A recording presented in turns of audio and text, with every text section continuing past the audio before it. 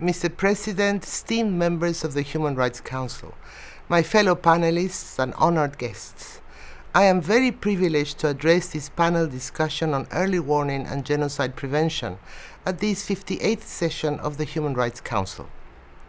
I stand before you today to address a pressing concern that has haunted humanity for many years, the scourge of the crime of genocide.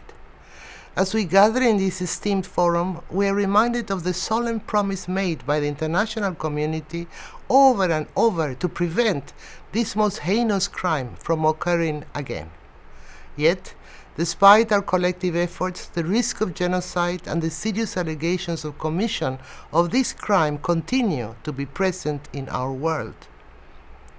The devastating consequences of inaction are etched in the memories of Rwanda, Srebrenica, and Cambodia. The continued attention by United Nations intergovernmental organs, including the Human Rights Council, to a number of situations in the world today where risk factors are present constitute a stern reminder that the fulfillment of this promise continues, requiring all possible dedicated action and efforts. Distinguished delegates, genocide takes time to plan and execute. The risk factors are present and visible. Therefore, early warning and prevention are critical components to prevent genocide. It is our collective responsibility to recognize the risk factors as the early signs of impending genocide and related atrocity crimes and take decisive and timely action. We must strengthen our early warning systems, enhance international cooperation, and ensure accountability for those responsible. Accountability remains critical because the absence of it constitutes a risk factor in itself. The United Nations Framework of Analysis for Atrocity Crimes provides a valuable tool for identifying risk factors and assessing the risk of genocide, war crimes, and ethnic cleansing, as well as crimes against humanity. However, we must do more to operationalize this framework and ensure its effective implementation. This includes by member states also in fulfillment of their responsibility to protect populations from such crimes and violations. Central to today's panel discussion, we must do more to address the root causes of genocide, including hate speech, discrimination, and impunity.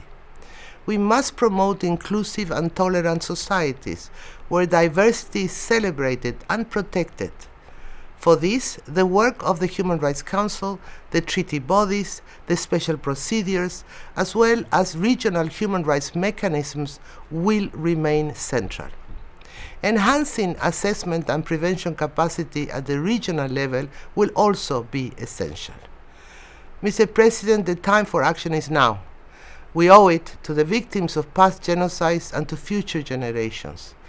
I urge this Council to strengthen early warning systems and enhance international cooperation to prevent genocide and related atrocity crimes, including working with member states who have the primary responsibility to protect populations, as well as with regional organizations and mechanisms. Continue to work hard to ensure accountability for those responsible for genocide and related atrocity crimes. Impunity breeds cycles of violence.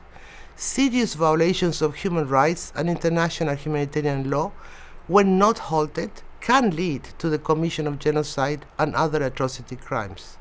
And finally, continue prioritizing efforts to address the root causes of genocide, including hate speech and systemic discrimination. We must promote, protect, and respect human rights as a basis of prevention. The UN Strategy and Plan of Action on Hate Speech is an essential tool to address and counter this dynamic. My office, as focal point for the implementation of this strategy, works to advance our collective efforts in this direction. We will remain available to continue providing assistance to UN country teams and member states requiring and requesting this support. Distinguished delegates, together, we can create a world where genocide is a relic of the past, a world where human rights are respected, protected, and fulfilled for all, We must continue working in this direction with all possible commitment and determination. And I thank you.